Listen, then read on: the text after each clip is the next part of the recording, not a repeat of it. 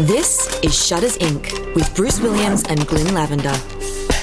Hi and welcome to episode 513 of Shutters Inc. This is Bruce Williams from shuttersincpodcast.com, and joining me via Skype once again from Lockdown Central, it is Mr. Glyn Lavender. How are you? Help, I'm locked in again. Help. Lockdown number 5, thanks to stupid New South Wales people. Yep. You guys just couldn't keep it in your pocket, could you? That's right. You just couldn't use protection, and now we're all pregnant. Yeah. It's just... I knew it was going to happen. Yeah. As soon as you guys got COVID, because you know how light you've had it over the last 14 months, that no one would respect... And then you get these bunch of removalists come down here, don't wear masks, go around infecting people. But here's the interesting thing I learned about these removalists who came down to Victoria, 3 of them, right, who refused to wear masks and then refused to tell people exactly where they went. They were putting furniture into a building. Okay. The owner, the guy who was receiving all the furniture, the guy who ordered them, wore a mask the entire time they were delivering. It took 3 or 4 hours apparently of delivery time. They didn't wear a mask once the entire time. Right. He wore a mask. Right. The rest of his family didn't wear a mask. All his family have COVID. He doesn't. Yeah, right. He did one thing different. Yeah. And for all those people who say, well, masks don't do it, well, they do. Yeah. But as long as you don't go there rubbing stuff and rubbing removalists' faces and then put it into your mouth and stuff, or rub it into your eyes. But a little bit of protection seems to go a long way. So it's like a condom, It doesn't always work, but most of the times it's going to, and you're kind of glad when it does. You know what I'm saying? An ounce of prevention is that the old saying, So we're about to go into a 5-day lockdown. It's my daughter's birthday tomorrow, so she doesn't get to spend birthday with her friends for the 2nd year in a row. We had a big day planned. We had a big dinner planned for tomorrow night with family. That's all cancelled. Then we had a big Sunday planned going up to this old village called Sovereign Hill, which is like one of those recreation villages using old buildings. It's an old mining town because they've got the winter festival on where they have like snow and coloured lights, and it's a really cool festival. So we were heading up there for the day. It was going to be the last day of the festival. We got in just in time, all cancelled. So I knew this was going to happen. This got announced about 5 o'clock tonight, something like that. And so this morning I got up and I was feeling pretty... knowing it was coming, knowing that there's no way we wouldn't get announced today. So I went out for a walk today, and I went out in the countryside a little bit and went for a nice stroll and went down to some good natural rock formations and some basalt columns and that kind of stuff. And took my trusty phone to take some photos. Cool. Now, here's a weird thing. Right? I watched this magnet fishing show on YouTube. Right. So, where this guy is an Australian guy, but he seems to be based in Holland, the Netherlands, and he goes magnet fishing in the canals in Holland and dragging up all sorts of stuff. Uses really heavy magnets. Fish aren't made of metal. Yeah, different kind of fishing. Oh, right. So he drags up all sorts of stuff from the canals. It's interesting stuff. He finds a lot of bikes. Oh, okay. Right, but anyway, not that kind of fish. He's pulling he pulled up an Uzi machine gun the other day. Wow. Okay. An Uzi from the bottom of a canal. Motorbikes and Vespas and push bikes and shopping trolleys and also. But he also gets some little pretty rare trinkets because those canals have been used for hundreds and hundreds of years. Yeah. And they pull up all sorts. He's pulled up things like a 500-year-old dagger. And anyway, so. I'm in the country, down the bottom of this valley, by myself on this beautiful winter sunny winter's morning. Yeah. And the guy walks past. Right. The guy from Holland. Oh. He walks past. It's like, not many people are going to recognise who he is because it's a pretty obscure thing. And there we are in the middle of bloody nowhere, in the middle of nowhere, away from where you park your cars, which is in the middle of nowhere. And he walks on past and says hello. It's like, what's the chances? Wow. So I had a brush with a minor celebrity today, extremely minor, And by minor, more like M-I-N-E-R, other than minor, that was kind of bizarre. Wow.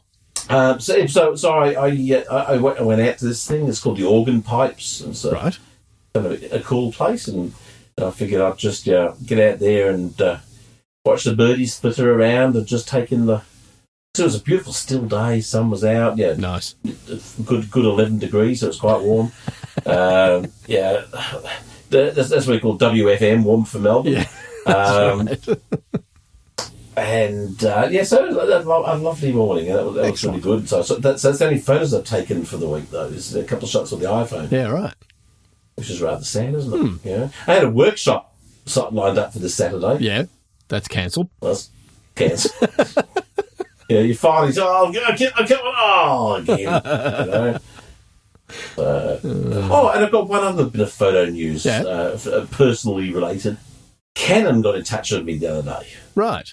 And want to feature me on their social media platforms on a thing called Nosily. No one sees it like you. Oh, okay. Like you do, Nosily, which I think is kind of funny because they're a bit nosy, wanted to ask about stuff. So yeah, they're going to feature me on their platforms, which is rather nice of them. Awesome. They want 10 images to do or choose from and stuff. So that's all kind of good. So that was a little nice thing in the middle of the week, to think about. Cool. So that's kind of it. Yeah, right. That's my week. Now, as your week being on, have you been maudlin and depressed about the job, or you've been taking the can-do attitude? No, I'm kind of at the point now where I'm just going, I can't wait to be out of there. Yeah, well, that's kind of the thing, isn't it? Yeah, that's what your brain would do. Yeah. That's what I'd feel like.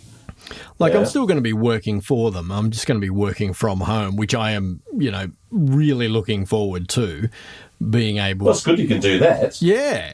I was asking for this, from the minute I got there, and they basically said, no, you can't work from home. And now suddenly it's like, oh, we can't afford to pay you, so we'll pay you half what we were paying you before, and you can work from home. It's like, okay, fine. Well, it's going to save you some money, I'd imagine, wouldn't it? Well, it'll save me a little bit of money on the commute. I mean, the motorbike is a pretty efficient means of transport. Do you buy coffee when you're in town? No. At work? Do you buy lunch? No. Jeez, you are a cheapskate, aren't you? Yeah. Well, you see, you should have been buying lunch and coffee for the last 2 years, and that way you can say, look, I'm saving $80 a week.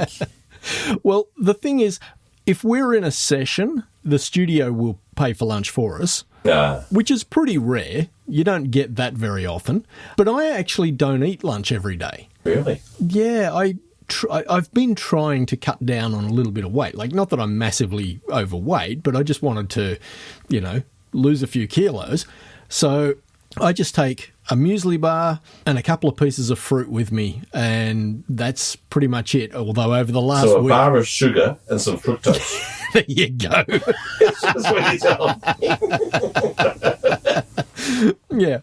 But over the last week I've been taking some soup because I made some homemade pea and ham soup.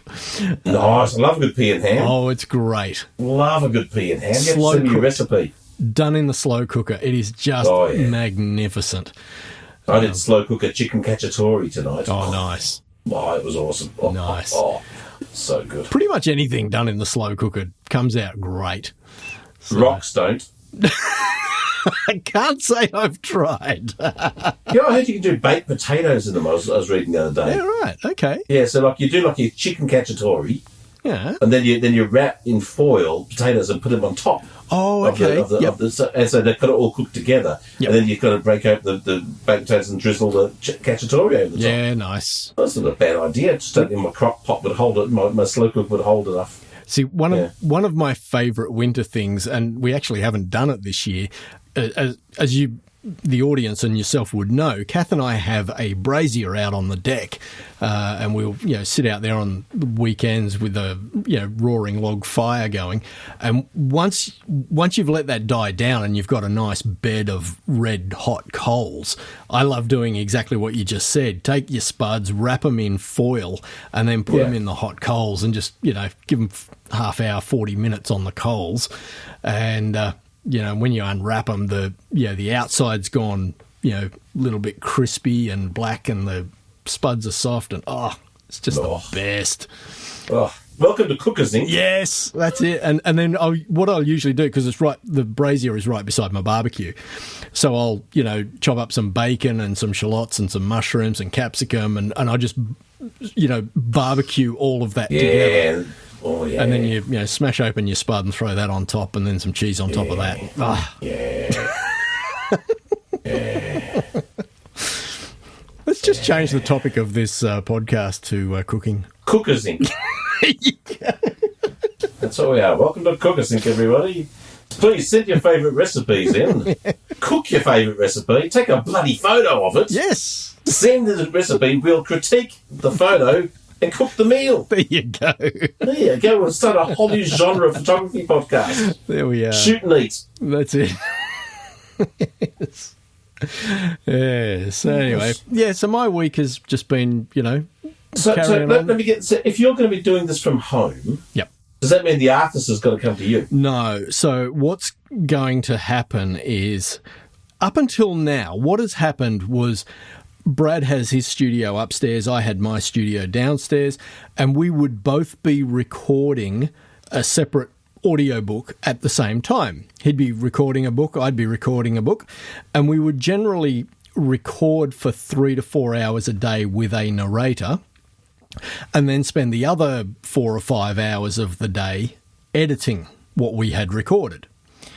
What's going to happen now is Brad is going to be recording 2 books simultaneously. He'll work with one narrator in the morning on one book and then a different narrator in the afternoon on another book. And then he's going to send all of the files to me, and I'm going to be doing all the editing. So I dare say it's going to get boring really quickly, because we're not going to have the variety of, doing a little bit of recording as well as a little bit of editing. It's going to be, he's just doing all the recording and not getting to do any of the editing, and I'm doing all the editing and not getting to do any of the recording. So we'll see how it goes. So we'll wait and see. But anyway, I've got feelers out in the market, and to do what you got to do. Got to do what you got to do. That's it. So, and of course, Max is meant to be heading off to the Army as of Monday. We're expecting to hear from the Army tomorrow, which will be Friday, to see whether or not they will still take kids from Sydney and Central Coast, all of whom are technically in lockdown, but then again, this is employment related, so they might be exempt, and the Army might take them and put them in 2-week quarantine before they start their basic training. Or they might just say, we're not taking you right now, we'll, reschedule for a month from now or 2 months from now or whatever. So we'll probably find that out tomorrow. But, there is still the possibility that Max will be heading off to the Army as of Monday. So, man, that's a whole different world there, though. It's starting to hit us. Yeah, it's starting to hit us. We'll let you know on that front next week. Crazy times. Then there'll be empty nesters. Yep, that's it. That's us. Man. You have to sell the house, move into a camper van thing, like an RV. Yep. With a recording studio. Yep. And drive around recording stories of the old times and turn them into audio books while still doing your job from the. You dial that in, do you? Yeah, exactly. Interview at the Codger Central or something, Just find all the old characters and I'll tell the stories of Australia. Yeah. In audio books and sell them, make money. Yeah. So we'll wait and see what happens. So. Yeah. So anyway, if anyone out there knows some good codgers Bruce can record, start sending us a list. We'll get to them after we've finished cooking. Yeah, that's right. What do you got on your list this week? There was this thing about 5D photos I saw. 5D? But I didn't understand it. Yeah, I know. But it was something about they've invented a camera that can record in 5D. That sounds like marketing guff. So using did you even send me a link for this? Because I can't see. No, because it was so confusing. I just copying the link after I looked at the thing and tried to read it was just too much like hard work. But it can record like length, width, height, time, of course, it was recorded. That's called video. No, and it also could record the colour wavelengths at the same time as well. Well, that's just colour versus monochrome. No, it records all the different spectrums of colour at the same time. And so, I don't know, it was too confusing, but it sounded moderately like it was interesting. Right. But then I didn't understand it. Okay. Of the stuff you did understand, what have you got? Let's see. 11 tips for great nature photos that stand out from the crowd. Oh, okay. So this is back to my photography's dead. Long live photography. Right. And you know how much I love 11 tips because it's like 10 plus a bonus tip. Exactly. Now, the only reason I've included it is because this guy's photos are awesome. Yeah. So that was kind of worthwhile in and of itself to include that because they are great images. Aren't they just? Yeah. Yeah, nice. And then so that was really good. So if you want to look at some 8 great photos, I mean, and the common denominator is in the photos is great light. Yep. Great understanding of lens use and great understanding of depth. Yep. Yeah, I mean, his stuff's great, you know, and obviously a degree of good post, but not heavy-handed. No, I don't think he's overly gone crazy with the post, so that's all pretty good. Yep. Again, in the photography's dead. I love it when a genre meets. Right. So this is a couple. Two genres walk into a bar. Exactly. Yeah. And this is a couple who've got a yellow jacket each. Right. But they're also urban explorers, urbex people. Right. So they're combining themselves, not just standing out in the field pointing a torch of the Milky Way in a colourful jacket. Right. They're inside an abandoned building in a yellow jacket. Excellent. See, that's taken the Milky Way, point the torch, stand colour, or the waterfall. Let's not forget the waterfall with the colour, and blended it with the urban explorer. Right. Now, I'd like to be derisive, but their work is really good. It is. Yeah. So I mean, even just to look at the damn locations they're in is incredible. You know, yeah. Just simply quite. Yeah.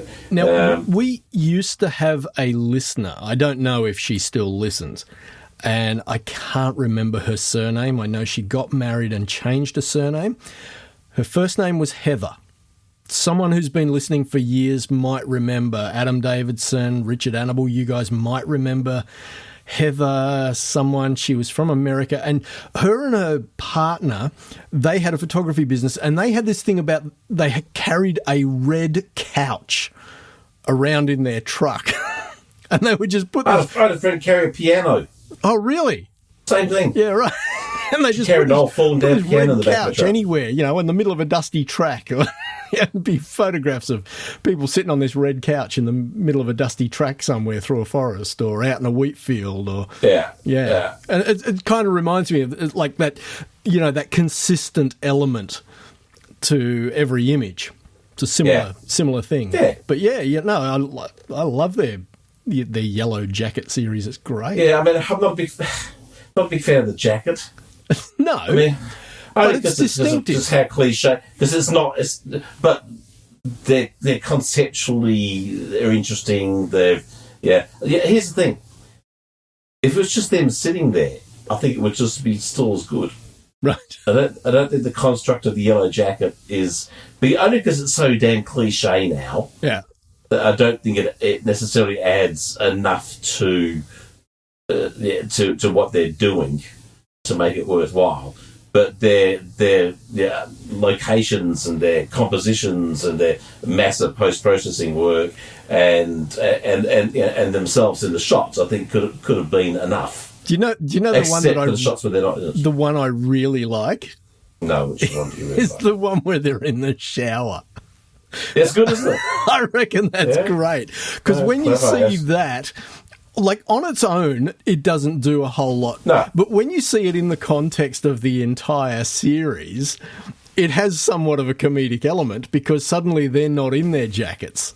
Yeah, exactly. And that's good. So that was the one I thought their conceptual idea of them, the jackets and the location all came together the best. Yeah. So I agree. Yeah, it's great. Yeah, really good stuff. Yeah, so that was good. But once again, and locations are to die for. Oh, yeah. Yeah, just you'd all love to go and shoot. What's about photographers and rusty, crusty crap? Oh, absolutely.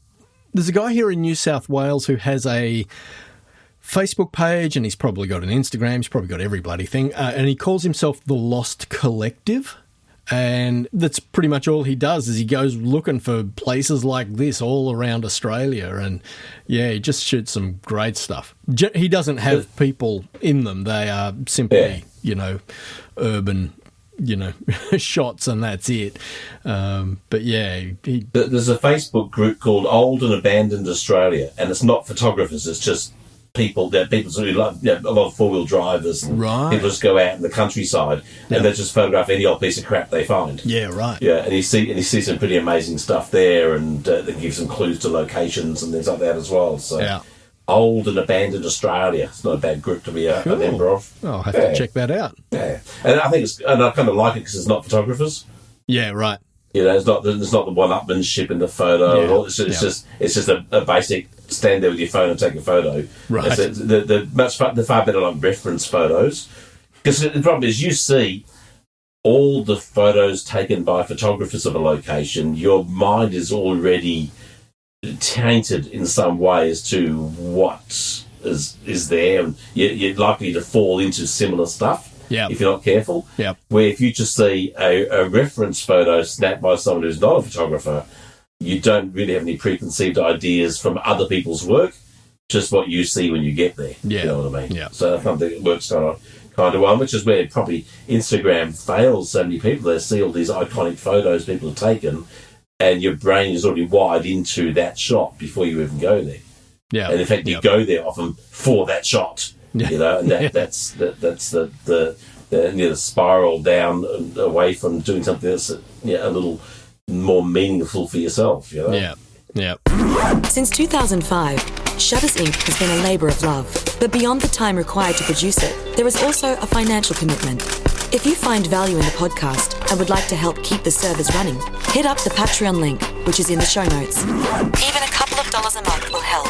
Much appreciated. Now, back to the podcast. So, pivot, the word of the century, or word of the decade so far. Fujifilm, that's what it's heading. Fujifilm pivoting to healthcare. Healthcare? But claims it won't abandon photography. So, photography now is only 13% of Fuji's business. Wow. Which is, and that includes all their film and all their chemicals and of course all the camera gear, is all the imaging stuff. It's only 13% of their business, and that's not really going to grow very much. You would imagine over the next 5 years you're not going to see much exponential growth in people using Fuji stuff. No. And even if there's growth, they're not going to double, triple, quadruple their business, because that's just it's a mature market now, not an establishing market. Yeah. Yeah. So there's not that massive growth spurts anymore. Whereas they're looking at, in the medical side of things, they're investing billions of dollars. Yeah. But they're expecting to see massive growths. Yeah, over the next. What's it? They're saying. So there's a 3-year, $11 billion investment plan in healthcare to cement the production of pharmaceuticals. Yeah. And they're going to do it all out of one factory and cut 400 jobs in the process. Yeah, so they're closing down 4 factories in America. They're going to have enormous sums of money coming in from. So it's all about vaccines and all about this new way of developing medicine. Yeah. Yeah, and the machinery required to do it. They'll be selling time. Like big telescopes, you can rent time on them. Yeah. So universities rent time, or people, scientists rent time to study a certain problem. The labs are going to be set up, it looks like, so a company can rent time to go and produce, let's say, a Pfizer vaccine or whatever it may be. Right, okay. Yep. So, of course, they'll be making significant monies there. So it's going to be very interesting. They did say, I thought this was interesting, that despite the company's majority pivot away from the camera industry, they would not seek to divest away from it or sell it off. So they're not going to sell off their films, their photo stuff. Yeah, they say that today. And they said, because the company has decades of experience in photochemicals and in layering technology, no mention of cameras, and it is still profitable, film will remain a major player in the brand's assets. No mention of additional investment in imaging was mentioned. Yeah, so that was kind of interesting to hear. And they're pivoting into semiconductors as well. Oh, okay. So that's, and as you can see, the world's shortage in semiconductors right now, and the problems that's causing. Yeah. There's obviously a fairly viable business model to be made there, you'd imagine, as well. Yeah. Once again, that's, you think, the need, as more and more things become computerized, there's going to be more and more need for this stuff. Yep. As I was reading, something like cars need somewhere 130 to 150 semiconductors for each car. Wow. That's made. Yeah, they have that much componentry in the things. So it's interesting times for Fuji. Yeah. Which is really, it'd be sad if they diminish, because they are one of the more interesting camera companies by a long shot. Right. To me, I think the products are really cool. I think they did the thing by making small cameras and small lenses to go with it, rather than the Sony small cameras, massive bloody lenses. Yeah. So I think the entire structure of Fuji's camera setup is brilliant. The gear's great. So, and are they in the medical imaging space as well? Like, they do? Doesn't seem. There's radiography? nothing mentioned. Okay. There's nothing mentioned. Yeah, I know Ricoh and Pentax were. Right. Well, Ricoh especially, but no, and Olympus were, of course. But they've sold different divisions now, as we know. So there's Olympus Medical and Olympus Cameras are no longer the same company. So. Yeah. So I don't know. It's interesting. Will they go down the route of Olympus and sell off that division? And remember, it was only like a financial institution or whatever that bought the Olympus Imaging, wasn't it? It wasn't necessarily a research wasn't it a Japanese investment company? They were just like a chop shop. Yeah. Yeah. So it doesn't augur well for the future of Fuji, by the sounds. Yeah. At some point, if your other parts of your business are making you billions, and you can't keep up with demand, why would you affect resources and time into something that's a token? Exactly. It's the 80-20 rule. Find that thing that brings in 80% of your income and focus on that. So anyway, that was all I found that was interesting this week. Cool. All right, well, I didn't dig out anything simply because Paul Sutton sent me about 300 articles to look at. So I've got pick the best ones for us, Bruce. Give me the... Is there anything about me? That's more importantly. If there's something about me, include that one. I don't know. Is there anything about you? I don't know. There should be. I mean, everyone should send something about me every week, even if it's just insults. Well, we'll work our way through the list, and if we find something about you, then... You'll be lucky. I'll be lucky. The first thing he sent me was a link to a Petapixel article, and it was primarily about a new underwater housing for a camera, but what piqued his interest was the fact that on this housing was a badge that said Sony A7 IV, which is a camera that everybody is expecting at some point, but which Sony hasn't even announced yet.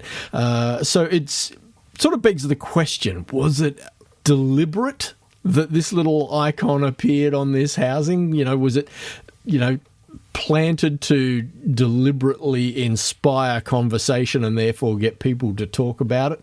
I don't know. But anyway, I will put the link to that in the show notes. There's only one thing worse than people talking about you. What's that? That's people not talking about you. Yeah.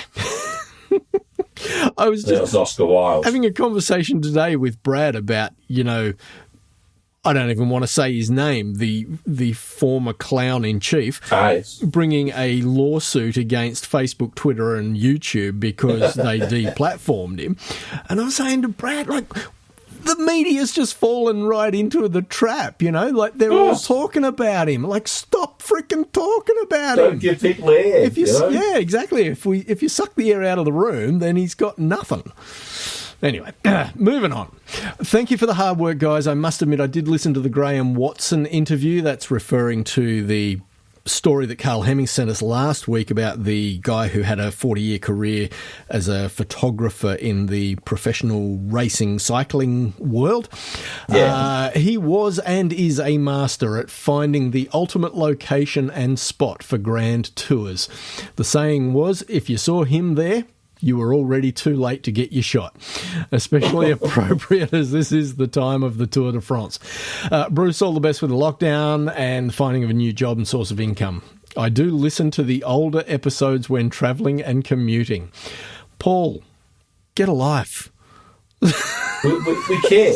We care about your sanity, dude. Yes, we do. I mean, I refuse to listen to them, and poor Bruce has to listen just at least to edit the damn things. No, I've actually recommended it to him in the past. Don't bother editing. That way you'll save yourself the sanity. Yeah. Just put the sucker straight out, warts and all. And the last sentence of that missive from Paul is still trying to find some value with the older episodes. Give up. That's a lost cause. No, that's not going to happen, dude. Well, there might be episodes where neither me or you are on. Well, that's possible. Well, I don't think there's anywhere I'm not on, but anyway. Yeah. He then sent me one. Micro Four Thirds has open sourced the lens mount. Now, this isn't new news. Yongnuo came out with a Micro Four Thirds camera that runs Android. It wasn't always open source, but it was a collective. A couple of years ago. I don't know. Was it open source? Because Panasonic, a whole bunch of companies use it, right. So it's not like it's a. You can take your Panasonic lenses and put them on your Olympus cameras and stuff like that. So I don't know if that was open sourced or just like the Leica and whatever make the S camera, Leica and Panasonic collective. I don't know. Yeah. So anyway, Yongnuo has now brought out a new version of this Micro Four Thirds camera, and what they have done with this is put more of a hand grip to the right-hand side of it. It's much more pronounced than what was on the previous model, so presumably that's come from consumer feedback where people said it needs, a more bulky grip to hold onto it, so like you would have with a normal SLR or mirrorless body. So, yeah. Interesting stuff.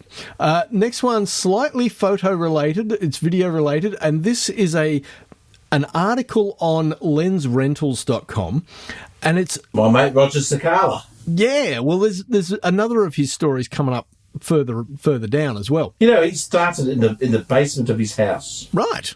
Old Rog, and now he's got hundreds of employees and millions of dollars of inventory and stuff. Nice. Quite amazing. Yeah. And so this is a blog post about the difference between global shutters and rolling shutters. So if you really want to... We should get him on. Get into the weeds on that. Who, Roger? Yeah. Okay. I'll reach out, see if he wants to come on and have a chat with us. Where's he based? California, I think, from memory. Oh, okay. Or Washington State or whatever. Right. Something like that. I can't remember. Cool. But, anyway. I'll reach out to him and see if he wants to come on and have a chat with us and can tell us about trends in stuff and things that he's far more intelligent than both of us added together. Excellent. Times three. So I'm sure he'll be able to give us lots of interesting stuff. So I'll reach out to him. Cool. The next one from Paul was some ideas for how to capture good waterfall photographs. What I liked about this, Glenn, you'll love this, it was a list. Yes. But it was a list of mistakes. Oh, okay, yeah. 7 critical mistakes to avoid when photographing waterfalls. Oh, no, that's no fun. Why? If it was 7 critical mistakes to make, fine. Right. Go out and stuff up your photos this way. Yeah, okay. Because you never know, sometimes the mistakes are when you get the good stuff, Bruce. You can look at it that way. One of my best photos I ever took in my life, was of a crescent moon. And Jupiter and Saturn, they were all like in alignments. And I came out in the front yard and I rested my camera on top of my car because I was too lazy to get a tripod and took a photo of it. Yeah. But I forgot I had it on continuous shooting from the previous thing. So I've got a click to take the one snapshot. Then I picked the camera up to move. And it's going to click again, and it's in reasonably slow shutter speed. Right. And then I've looked at the photo, and Jupiter and Saturn, the way I've moved my hands has gone into little circles. Yeah. And then there's a line coming down from Jupiter to where the moon is, and it's gone sort of ziggy-zaggy back and forth. Looks like a smiling face. Nice. It's probably the best photo I've ever taken, Bruce. And you could never have done it if you were trying to. Exactly. The mistakes sometimes can be the best photos. That's what I might have that one on my tombstone. Yeah, nice. You remind me, actually, of, when would it have been? Around about 91 or 92, a mate a mate and I went, because I was in Tassie at the time, we went to Adelaide for the Grand Prix when the F1 Grand Prix was being run in Adelaide. And we were walking along and I heard this car coming behind us. We weren't at the race. This was just, we were out on the streets of Adelaide. And I've heard this, what sounded like a gorgeous V8 coming up behind me. I've turned around and seen, it was probably a replica, but what looked like an AC Cobra coming towards me. And I've just lifted my camera up and I've gone to take a photo of it as it's come screaming past me. And I've pressed the shutter and realised that I had been shooting on a really slow shutter speed on whatever it was I'd previously been shooting. I had it set for like a tenth of a second or something. And because I've panned with it as it's gone past. Yeah. And the image that came out was exposed beautifully, but it's just all motion blur. Yeah. But there's just enough that you can appreciate that this was an AC Cobra going past. And like, again, one of those happy accidents, it's just completely not what I was trying to get, but I really love that image even to this day. So, but one of the things I love to do the most is to set up like a 1 second shutter speed. Yeah, right. And just jiggle the camera around. Yep. Either really, really smooth, linear or vertical lines. Yep. Or really rapid. Because, in the photos I do, the types of photos I do, I know what every photo looks like before I take it. Yeah. Boring as batshit. Yeah. But when you do stuff like that, you have no idea what's going to come out. Yep. And that's really, really interesting. So I love doing that sort of stuff. So they're mistakes. Yep. As far as getting a correct photo, but sometimes far more interesting photos that come out of it. Yep. You can have good fun with an office chair because you can spin the office chair around. Yeah. I'm serious. I'm visualising. I'm not. Yeah. I'm not being sarcastic. You set it for a 1 second exposure, and then set your chair spinning around, and then start the exposure, and you get 360. Are you on the chair, or is the just the camera on the chair? You can be on the chair holding the camera. What if you span the chair the self-time and you ran around the same speed as the chair? Well, that'd be random. Yeah, look at that. What a doodle. Yeah.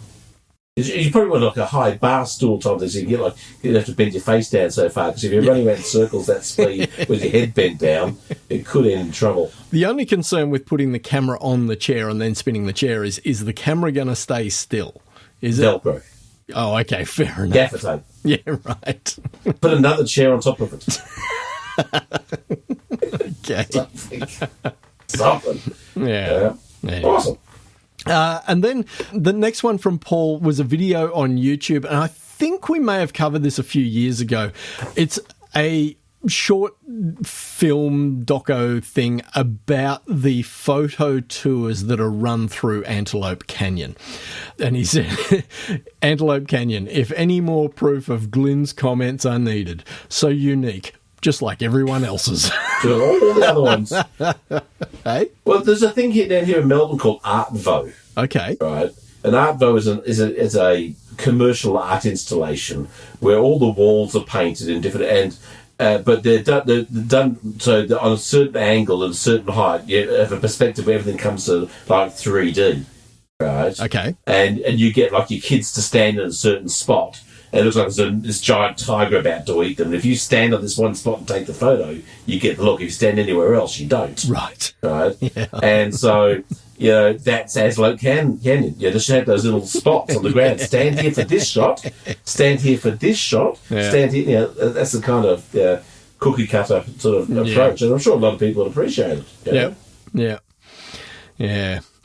Next one, as an IT guy, it amuses me that what they're doing, and he's referring to NASA with their Hubble telescope, is turning the Hubble off and back on again, albeit using a backup piece of equipment. Long live Hubble. So the Hubble telescope, for those who don't know, suffered a little bit of a malfunction. I think it was June the 13th. They had to shut it down, and they've been working for weeks trying to work out what went wrong and why it stopped responding, and they've come up with the awesome and unique solution of let's turn it off and turn it back on again. So, link for that will be in the show. Speaking of similar thing, just today I saw a thing that NASA's reconnected with the satellite, the rocket they sent, the satellite was sent out in the 70s. The Voyager, they've reconnected with Voyager. 1 or 2? 2, I think it was. Right. So they've re-established a connection, a signal with it. This thing's putting out like a thousandth of a watt of power from outside the solar system. Or something. I was going to say it's out beyond Pluto now. Yeah, and they're starting to pick up its signal again, which is quite incredible. They start building like they used to, I wonder if that is simply a case of we've now got better receiving equipment than what we had when they first launched it. And so... No, they had signal until like 2 years ago or something. Right. Okay. And then it stopped working. They figured it'd stop. So, I mean, it's not that massively different, I would have thought, the last 2 years. Yeah. It's just somehow it started kicking up again and getting things. So it's quite remarkable. I remember hearing the speed that thing was travelling at was just phenomenal. It was like, 1,000 kilometres a second or something. And it's been doing that for, 50 years? It's only just past Pluto? Yes. It shows phenomenal. Yeah. And was it from Pluto to the edge of our solar system is, I think it's 50 or 100 times further from Pluto to the edge than it is from Earth to Pluto. Wow. So it's some ludicrous distance again. It is just crazy. Yeah. Yeah. I remember, what book was it in? I think it was Stephen Hawking's A Brief History of Time, where he said if the Earth was the size of a green pea, like a garden pea, then the distance from the Earth to Pluto is about 400 metres. Yeah. If the Earth was the size of a garden. And then you think, well, then from Pluto to the outside solar system is like 4,000 metres or something. Crazy. Right. Yeah. Anyway. And that's one tiny infinitesimal little solar system. Exactly. In one tiny infinitesimal little galaxy. Yeah. Yeah. Yeah, absolutely. Next up, Zach Sutton, who is no relation, has just talked me out of medium format. I guess I'm sticking with my trusty Micro Four Thirds Panasonic for now. And this was the other lens rental story, and he's done a review of the GFX, I think it is, 100S. Yeah, the 100S. Yeah. Which is a medium format Fujifilm body. And what's they said against it, do you know? Have you not massively researched this link? No, I have not. Did you think I would? No. Paul, you should know by now. I had a brief flick through the story before we started. Explain why it's turned you off. I was actually padding while I was waiting for the web page to load. Look, I've used the 50, and I was blown away. Right. Absolutely knocked on my bum, hair standing up on end, gobsmacked, speechless, blown away. And that is a 50 megapixel? Yeah. And the detail on that thing was unbelievable. Yeah. So I mean, I would love to shoot one of those. Sure, it's got its issues. It's slow and it's big and it's heavy relative to what else is available in the market, but not relative to other medium format, just relative to having to carry stuff around. But it is epically the quality is woof. I say woof. Yeah, right. So Paul, right back next week, tell us why it put you off. We'll do part 2 then. Yes. Exactly. And the last one that I'm going to cover from Paul, this man is deaf and blind. I am really impressed as the photos are good. He also prints them, so they're also tactile so that other blind people can experience them as well. I have friends in the deaf community, and being blind really makes communication super hard, with an extra layer of interpreting skill and experience required. I say this as I'm struggling to learn Auslan. Too long didn't read. He gets someone to help him and reviews his work technically. Glyn, take care in yet another lockdown. Please stay safe. The blind deaf photographer opening exhibitions around the world with photos you can see with your hands. Interesting. Well, the thing is, I mean, if you're blind from birth, Yep. how do you visualise Anything. This is what a mountain is, what a cloud is, Yeah. what a stuff you can touch, maybe like maybe a tree. You can kind of, at least a small one, you kind of grasp. I don't know, but I don't know. You can grasp big stuff or intangible stuff. Yeah.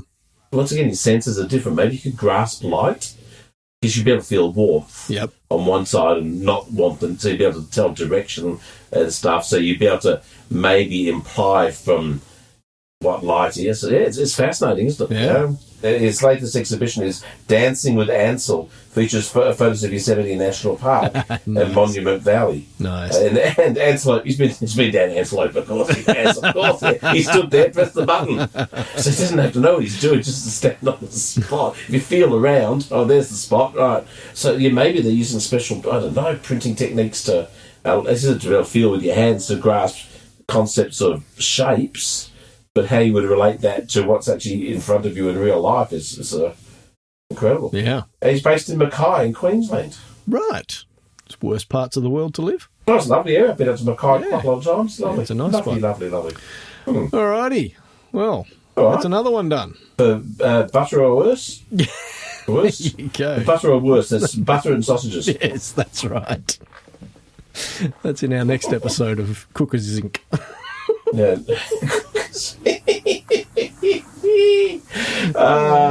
Dear. So send those recipes in, people. Yeah. All right, mate. Well, take care. You too, mate. Look after yourself. Yep. I'll see you on the other side. You will. Oh, so you'll probably still be in lockdown, but we'll have That's to right. Yes. All right, See mate. you, Talk mate. to you next week. Bye, all. Take care. You've been listening to Shutters Inc. For questions, comments, and feedback, email theboys@shuttersincpodcast.com.